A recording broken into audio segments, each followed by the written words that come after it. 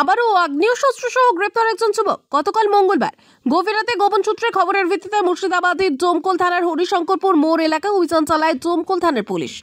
তারপরে সেখান থেকে সন্দেহভাজন অবস্থায় শাহরুখ হোসেন নামের এক যুবককে ঘুরতে দেখে। তারপরে ওই যুবককে গ্রেপ্তার করে পুলিশ। জানা যায় তার কাছ থেকে উদ্ধার হয় আগ্নেয়াস্ত্র ও গুলি। তারপর দ্রুত ওই ব্যক্তিকে আজ পুলিশি হেফাজতের আবেদন জানিয়ে জেলা আদালতে পাঠায় ডোমকল থানার পুলিশ।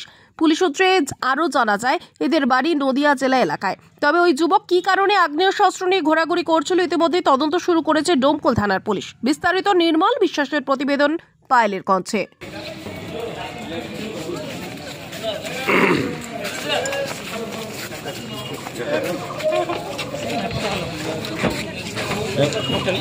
ওটা খুলে দাও মুখটা।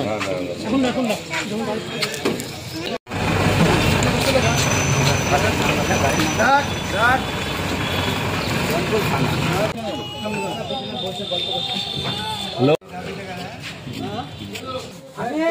বাড়ি কোথায়?